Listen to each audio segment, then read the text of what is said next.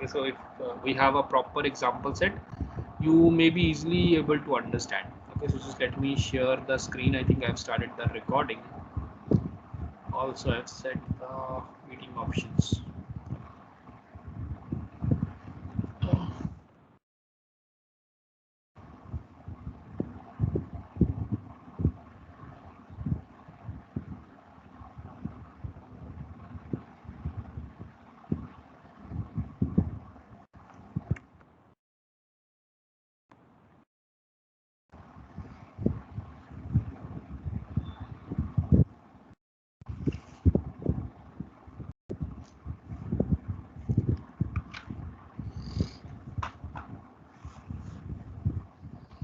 Okay, so we have done two relations, that is one-to-one relation and one-to-n or many-to-one or n-to-one. Okay, so these are one and same thing. Okay, so again we have done two particular representation here, that is single line and double line presentation, and then there is a min-max representation.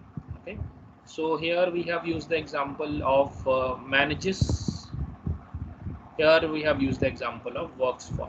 Okay, so the relationship was works for. Okay, employee works for a department, employee manages a certain department. Okay, so uh, now there is another relationship, that is M to N. Okay, so again you can also write it as M to M. There is no problem in that. So any number that is representing more than one, it can be termed as M to M also, but most probably it will be given in this term. Okay, so many to many relationship can be there. So that is why it can be 3 to 4, 4 to 3, 3 to 3 also. So that is why I'm using any number greater than 1 will be M or N. Okay, so now I'm taking a simple example. So for that example, I'm taking a requirement analysis part. Okay, so what is the requirement that is already given to you? The first requirement is every employee should work on at least one project. At least one project. Okay. Another one will be a project can have many employees. Can have many employees. Okay, so many means that there may be new projects also, that there will not be any employee working on. Okay, so every employee should have to work on some on some project, and a project can have many employees. Okay, so there are two things. At least one project means again it is representing a many relationship from employee side, and can have many, it is representing a many relationship from the project side. Okay, so that is one thing. Yeah, uh, just wait a second.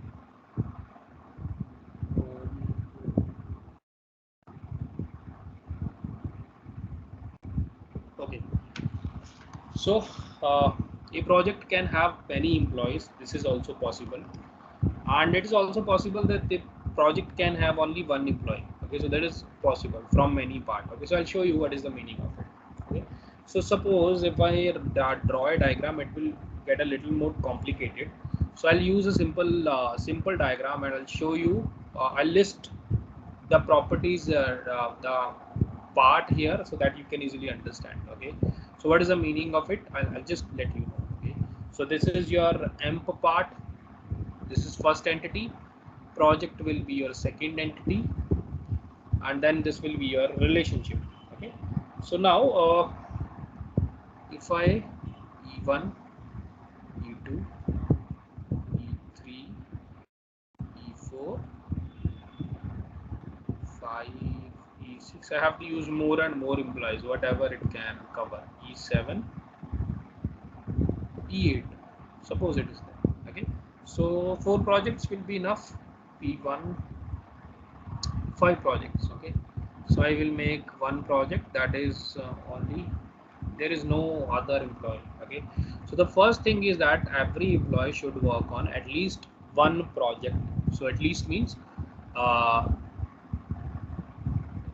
less to less there will be one employee that will be working on at least one project. Means if at least one means 1, 2, 3 up to n.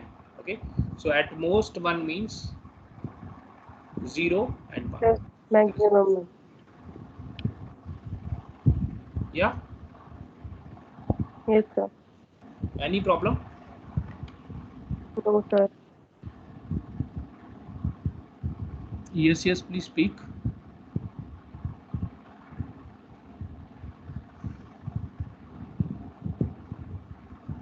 Okay, so now see here, now suppose every employee works on at least one project. Suppose, so it means that from the employee side all the employees should be working on a project. Okay, so E1 is working on P1. Okay, so I'll just list it out from the employee side that E1 is working on P1. Okay, so that I do not get confused afterward. Okay, suppose there is another project, because the project can have many employees, so I'll list that E2 is working on P1 again. Okay, so E2 is also working on P1, suppose something like that.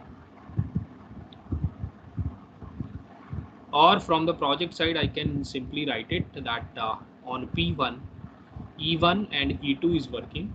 Okay, so from the project side it is very easy. Now I'll only list those employees here that are working on multiple projects. Okay, so from the project side, E1 and E2, suppose E3 is also working on P1. There is no problem in that. Okay, so from P1, E1, E2, and E3 is working. So a project can have many employees. Now for P2, suppose P2, another employee E2 is also working on P2. Now if you're seeing here multiple employees, one employee is working on multiple projects. So uh, E1, E2 is working on P1, comma P2. So I'll list it so that there will not be any confusion. Okay. So now another one will be P4 is also working on. Sorry, where is E4? E1, E2. This is E3, I think. Yeah. Okay, so there is a number problem. E1, E2, E3. So I have listed E2 is working on P2, and E2 is working on P1 as well. Yeah, that is fine. So E3 is working on P3, P1. Yeah, absolutely. And now I can write E4. E4 is working on P2. Again, I can use it. Okay. E4 is working on P2. So I can write here E2, E4. Okay. I can take any other, I can take E8. E8 is working on P2. Okay. So multiple project can have many employees. Okay. So now another one will be, if I take any other one. So from P3 I can take E5. You can take E5 for P3, and another one, any other one, E6 or E7. I can take E7. I'm just randomly taking it. Okay, E7 for P3. Okay, so for P4, so for P4 I can take multiple employees, so I can take E1 also. Okay, so I'm taking E1 on P4, so it is working on multiple projects. E1 on P4. Okay, so E1 is working now on project P1 and project P4. Okay, so E1 is working on multiple projects. Other I can also take. So E5, I don't think E5 is working on P3, so I can also take multiple one.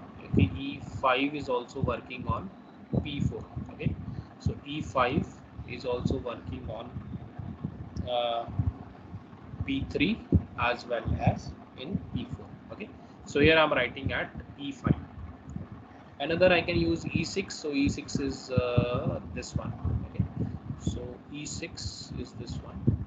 E6 can also work on P4. Okay, that is also fine. 6 is working on P4. So there may be another project. So if I just add one more employee, because from the employee set, every employee has to participate in at least one project. So one means 1 2 3 4. So this possibility is not taken care of. One. Okay, so I am taking E9 is only participating in one project. Okay, so that condition is also taken care of. Okay, so again, the project can have many employees, it can also have one. Okay, so that condition is now taken care of. The one is also taken care of. So I can write uh, from P5 project only one employee is working on E8. Okay, so that is why I've listed this particular part, because this becomes a little bit confusing. Okay, till here, if anybody has any doubt, let me know. Now the same thing we have already done: degree, Cartesian, cardinality, and participation. Okay, so what is the degree? Degree is 2. Degree is the number of entity types. Entity type is M, and your project. Okay, so degree is 2. What is the cardinality from the employee side? Cardinality from the employee side is the maximum number of relationship in which an entity is participating. So maximum number of relationship is the this E1 is participating in more than one relationship, that is 2. So you can directly say N. Okay, so participation, minimum number of relationship that AMP is participating, it is minimum is 1. Okay, so you can write 1. Cardinality from project side, again it is more than 1. Maximum number of participation is more than 1, so you can write N here. What is participation? Participation is 1. Least number of, minimum number of relationship. P5 is participating on only one relationship, you can write a 1 here. Okay,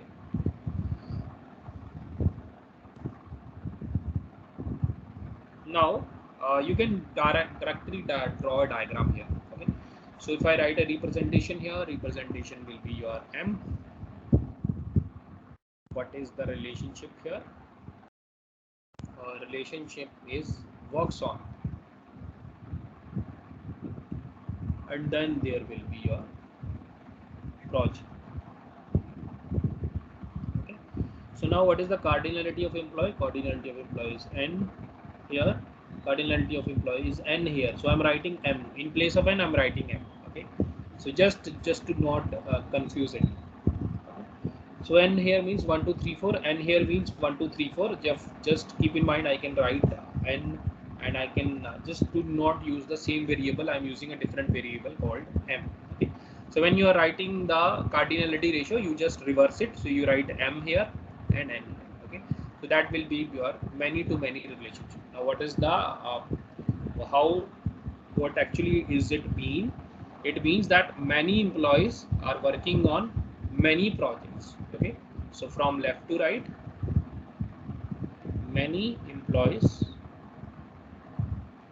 working on many projects. From right to left, many project is worked by many employees. Okay, so that is how your many to many relationship works. Okay, so what is the role here? The role, there are two roles here. First role is employee, another role is your project. Okay, so project role will be as your employer, and employee role will be your as a project worker, you can call it that, project worker. Okay, so these are the role that is available to you. Till here, anybody has any doubt? Because we have performed the same thing that is already done in the previous lecture. Okay, so with this, your many to many relationship is already done. Now there is a little bit of a confusing relationship that is called your recursive relationship. Okay, so now take a look at this. If you have studied C, you may have come across this particular term, recursive function. Okay, if you have, I think, studied Python also, maybe there is a term that is related to recursive. Also, recursive function is the definition of recursive function: when a function call itself again and again. It means that you are calling yourself again and again. Okay, so if your name is Sham, you are saying Sham, Sham, Sham, Sham. Okay, so now in this particular same, it is saying recursive relationship means that relationship the relationship between itself. Okay, so if I write in a simple term, relationship with itself, that what is your relationship with yourself. Okay, relationship with itself, simple, in very simple terms. Okay, so now what is the meaning of it is that there the entity type is unary. Okay, entity type is unary means only one entity type will be there. Okay, unary means one entity, binary means two, ternary means three. We already discussed it. Okay, now see, suppose there is a relationship.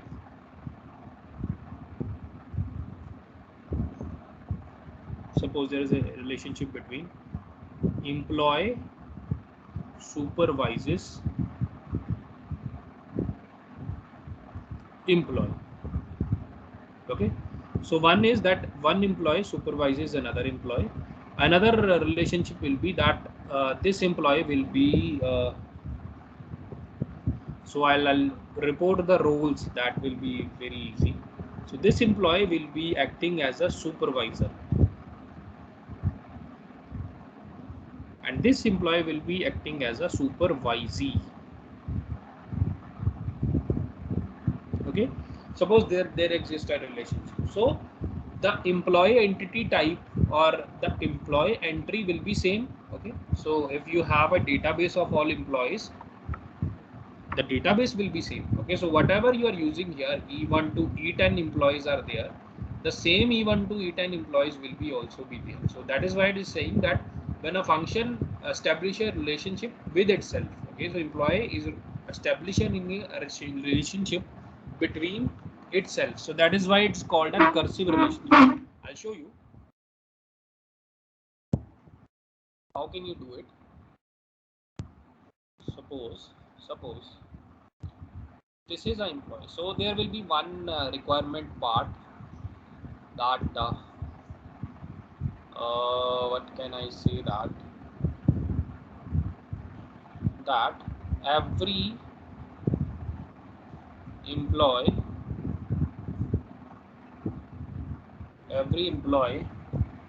I should not be, what can I do, just wait a second. I can write because if you are supervising another employee, if you have a 10 employee, if you are supervising another employees, it may not be possible that here from employee side all other employees will be supervised. Okay, there may be one or two employees like CEO of the company that may not be supervised by any of the employee. Okay, so I'll just draw the relationship. I'll make sense of it when it comes in. Okay, so first part is your employee. So I'll do not take this relationship will be supervises. Another set, again this is the same set. Okay, so if there are 10 employees there, 10 employees will again be there. Okay, so same set E1. I'll take small set, do not take more than 2 or 3. Okay, so again I'll take the same set because the same set of employees are there. That is why I'm saying that there may be some employees that is not supervised by anyone, because they will be the owner of the company. So owner of the company is not supervised by any employee, they are supervising other employees. Okay, something like that. Okay, so now suppose E1 is supervising, E1 cannot supervise itself, even can only supervise another person, that is your E2. Okay, suppose E1 is supervising E2. So again it may be possible that it can supervise more than one employee. So suppose if you take a look at the example that of a education system, that will be like that if you're doing a PhD, you will be assigned a supervisor. Okay, so uh, keep that in mind that a supervisor can have multiple students under it. So that is also possible. In the same context, I'm saying that E1 can have multiple employees under it, that is supervising multiple employees. So if you are working in a company, uh, there may be a team leader that is supervising 4 or 5 employees based on the same terms. Okay, so suppose E2 is also supervising E3. Okay, E1 is supervising E2, E2. Okay. Suppose now E4 is supervising E1 also. Now you take a look at it. E4 supervises E1 and E1 supervises E1 and so hierarchical relationship can also work here. Okay, so if you are seeing here, this is hierarchical relationship. Now there may be another. Now suppose E3 is the E3 is also already E3 is already supervised by any other employee. This particular employee. So there may not be a relationship from here. Again, E2 is also supervised already supervised by E1, so it cannot supervise any other person in the set. Okay, that is why these two are left empty. Okay, so they will be empty. E4 is now supervising all. If you're seeing here, E4 is like the what do you say, CEO of the company, that is supervising all of the other, that is subordinates. Okay, so now if I find out cardinality degree and other things, now again the degree, you may be thinking the degree may be 1, but still the degree is regarded as 2 because there is a relationship between two uh, two entity sets. However, the entity sets are same. Okay, so keep in mind that degree is still 2, not 1, because the relationship is established between entity types. Okay, keep that in mind. So this is a little bit confusing, that most of the people think that it should be 1, but keep in mind it is in the rules and the books it is given as 2. Okay, so wait for a second.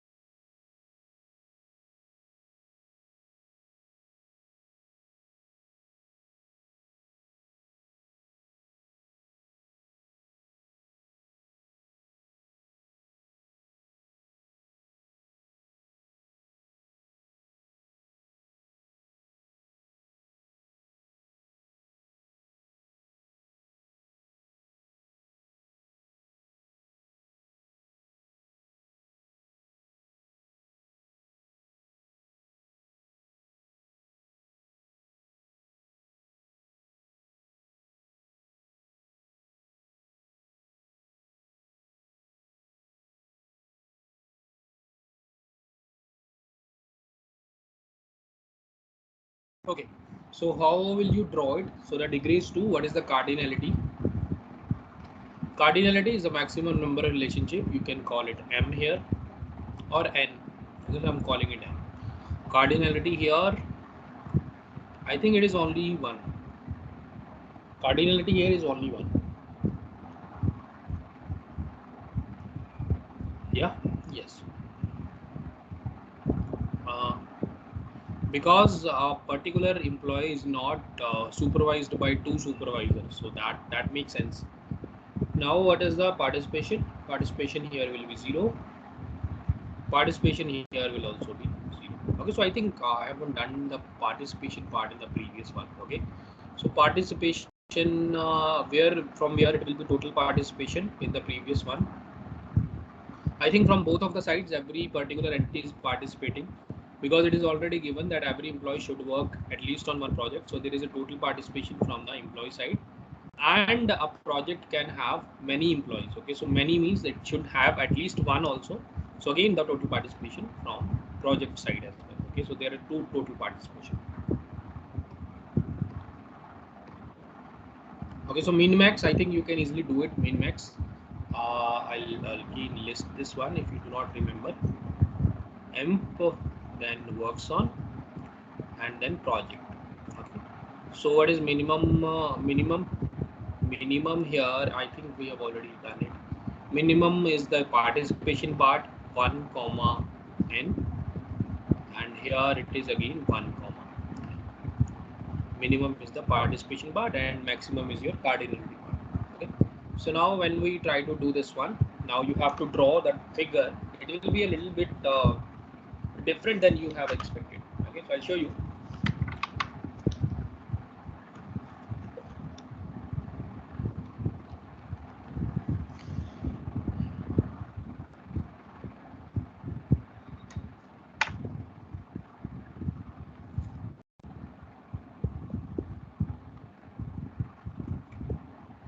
Okay, so single line, double line, go with the single line and double line. So it will be employee supervises employee. Okay, so suppose this relationship is a supervisee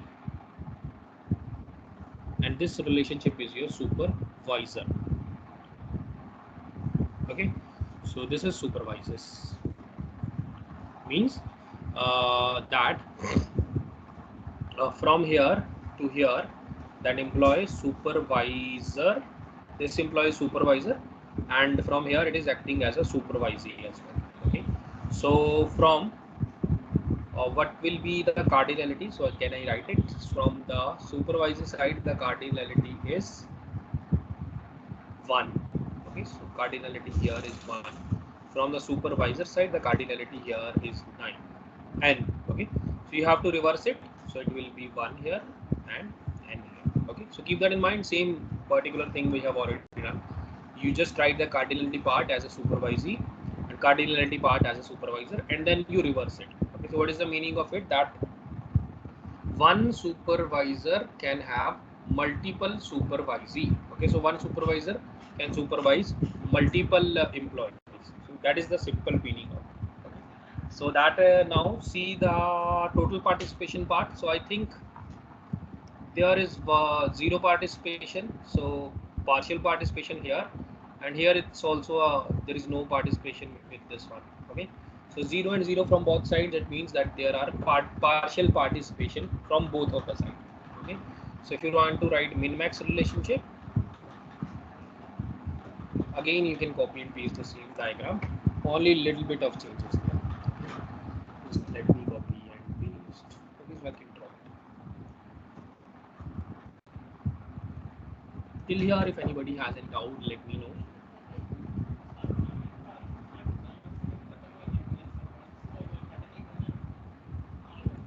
Okay, so it will be 0 and here from also 0 1. Okay, so because as a supervisee, I think the participation in the supervisory part is maximum participation is 1. Here from here it is 5. So the relationship will look like this.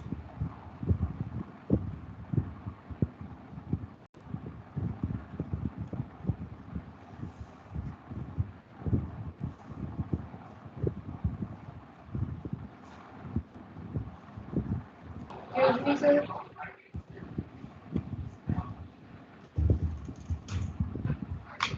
Excuse me, sir. Yes, any question? Sir, in single double, uh,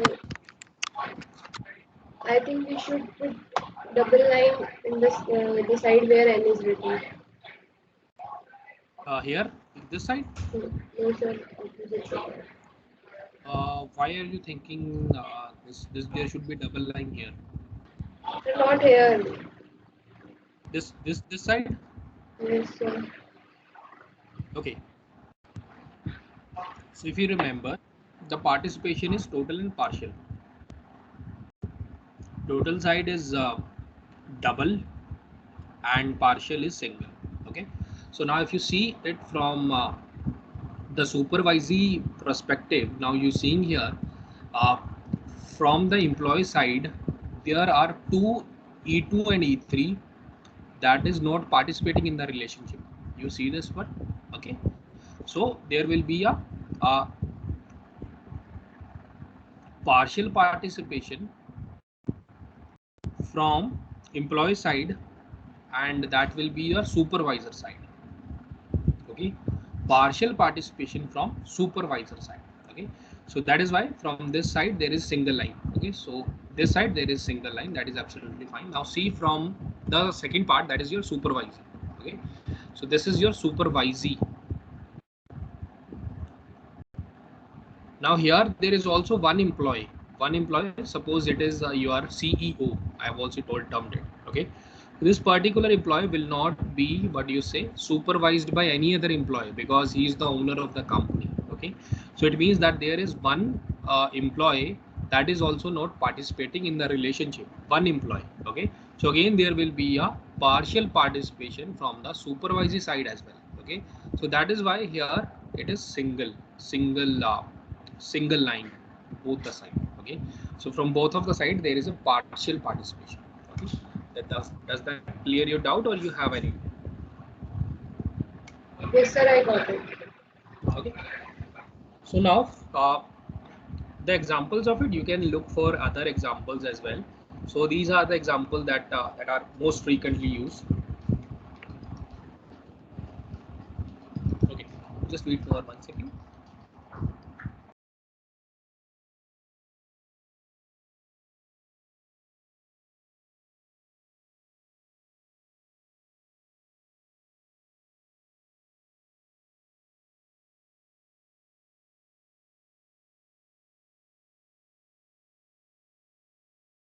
Okay, now if you see, we have done till here partial participation, total participation, participation constraint, and all the cardinality part. Okay, so these are the examples that are given to you. So I have expanded these examples so that you can easily understand. Okay, so now moving on forward. So this PPT is already uploaded, so you can look at it. The PPT title is ER/1. Okay, so this is ER comma 1, and now we are going forward with our ER second part. Okay, so now in the year second part, there is something called a weak entity type and a strong entity type. Okay, so I'll again start with a simple basic example so that you can easily understand it. So suppose, okay, so every formal definition will already be listed in your PPT, so don't worry about that part. So here I will give you some simpler examples so that you can easily understand the concept. Okay, so weak entity concept and strong entity definition is very simple. So you already know that if you have seen a simple database which have a unique column. Okay, it have a very unique column like roll number. Okay, so with the help of the roll number I can easily identify any record, any row, or any tuple in the database. Okay, so if you have a roll number, I can easily get out all your information from the university database. You already know that. Okay, so now other attributes like emp id. So I have an employee id. With my employee id you can also get all the relevant information that is stored uh, with respect to me. Okay, so these particular attributes are referred to as key attributes. Okay, so key attribute is that these are not duplicates, there are no duplicates. So if there are two roll numbers of the same number, if there are two people having the same roll number, then there will be lot of problems. In a similar way, if there are two employees having the same employee id, there will be lot of problems. Okay, so key attribute will always be unique. Keep that in mind. Keep that in mind. Okay, so suppose if I am taking an example, the example is very simple that we have already seen that suppose this is your entity student, and student has a key attribute roll number. denoted by this one. Okay, so any entity which having a key attribute, simple definition, any entity having a key attribute is a strong entity. Example of it is as simple as that. Okay, this is a strong entity because it is having a key attribute. This particular thing is a key attribute. Now what is a key attribute? That can uniquely identify any row, record or a tuple. Okay, till here anybody has any doubt? Okay, so now the weak entity, again it's very simple. Weak entity will be that entity which do not have a key attribute. Okay, the strong entity is an entity which is having a key attribute. Weak entity is an entity which is not having a key attribute. Simple definition. Okay, so weak entity does not have a key attribute. Key attribute. Okay, so when this particular will be the case. Okay, so I'll again take a popular example. You can easily find it in your books. If you're following any book, that is your Navathe book, you can easily find it there. That suppose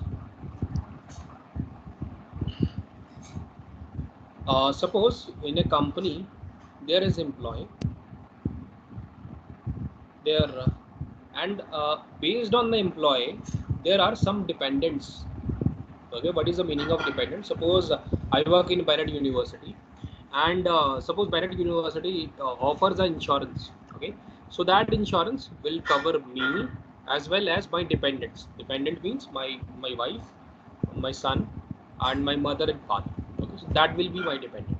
Okay, so how the database of dependents will be stored? So it will be very simple, like name, age, and the relationship between the employee. Okay, so name, suppose there is a name A, age 25, son, relation is son, and B, age 27, this is a daughter, like this.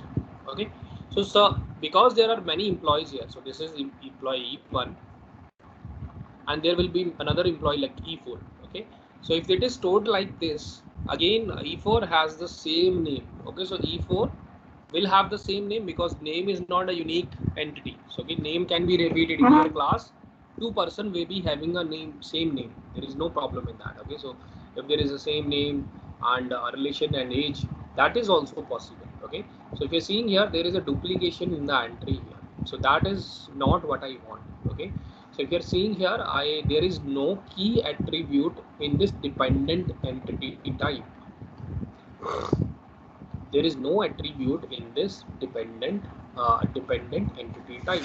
Okay, this particular entity type is referred to as a weak entity. Okay, so I think you may be already seeing that how this particular table can be sorted. Okay, so you are already be thinking like it. Okay, so I have to establish a relationship between the employee and a dependent such that it will use the strong entity of the employee to link it with it. Okay, so that particular relationship is referred to as identifying relationship. So I'll let you know what is the meaning of it. Now this is a weak entity set. We already know because dependent does not have any key attribute. Okay, so we already know that employee has a key attribute. What is the key attribute? Employee ID.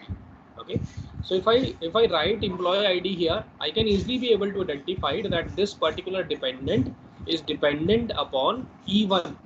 This particular dependent is dependent upon E4. If I write a EMPID here. Okay, so you have to link this particular thing with this one. Okay, so to overcome, I'm writing like how can you overcome the weak entity part. Okay, so to overcome this, every weak entity will have to be related to a strong entity. Okay, so every weak entity, this is the weak entity, every weak entity which has to be related with the strong entity. What is a strong entity here? It is MPID. Okay, via some relationship, and that relationship is called your identifying relationship. Okay, so now what is the meaning of it? Now if I solve it, the table here from this dependent side will be emp id followed by a name followed by a age followed by a relation. Okay, so we're saying here emp id name age relation.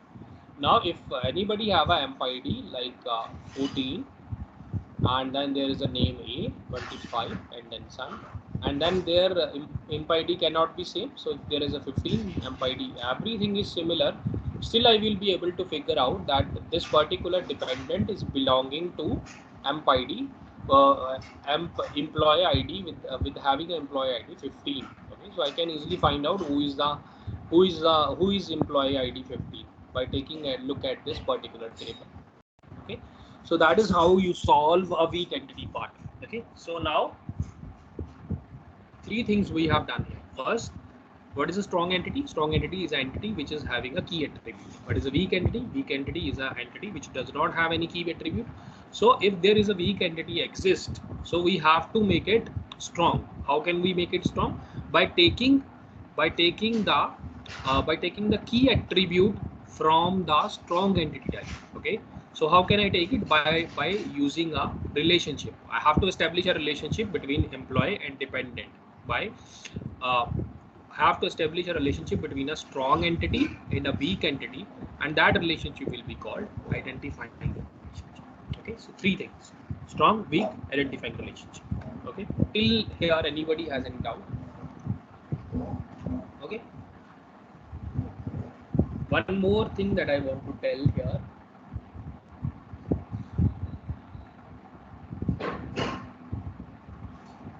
Okay, so I think we will cover in the next one. Okay, because it will take a little bit of time. I think that will again take like 10 or 15 minutes to tell, so that I will start in the next lecture. Okay, till here if anybody has any doubt. Okay, so one thing just I want to tell you, that keep in mind that this particular entry here, if there is an entry in the strong entity part, suppose a person is not having any dependent. Okay, so suppose a person is born without any parents, without anybody. Okay, so it belongs from an orphanage home, and he does not have anyone. Okay, so if there is a entry here in the employee side, there may not be any dependent upon this particular employee, because this particular employee is orphan. Okay, so there is one thing that you have to figure out here, is that entry here does not automatically assumes that there will be entry here. Okay, what is the meaning of it? I think I'm confusing you.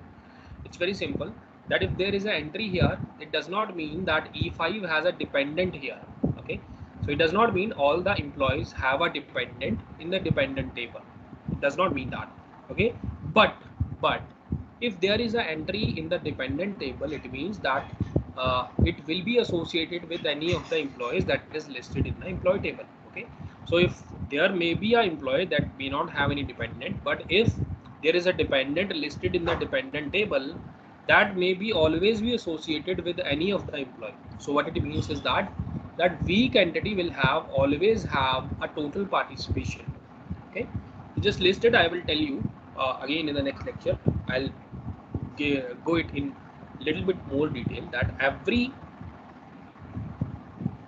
weak entity should have a total participation. This is very important point. Okay, so this point is very important, but it does not mean that a total participation signifies a weak entity. Okay, so again I'll write it, but every total participation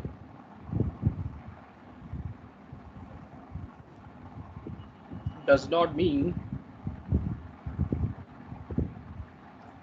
that it's a weak entity. Okay, so just write these two statements. I'll give more description in the next lecture by giving you some examples. Okay, so those examples which where there is a total participation and the entity is not weak. so that you may understand these two statements. Okay, just write it. I will explain it more in the next one. Okay? So till here, if anybody has any doubt, let me know. Okay, so don't hesitate to ask any question. Okay, so if you are thinking about any questions, just let me know. No silly, there is no silly questions. Okay, so if you are asking it, it means that you know that you are trying to learn. Okay, so with it you can move on to our next lesson.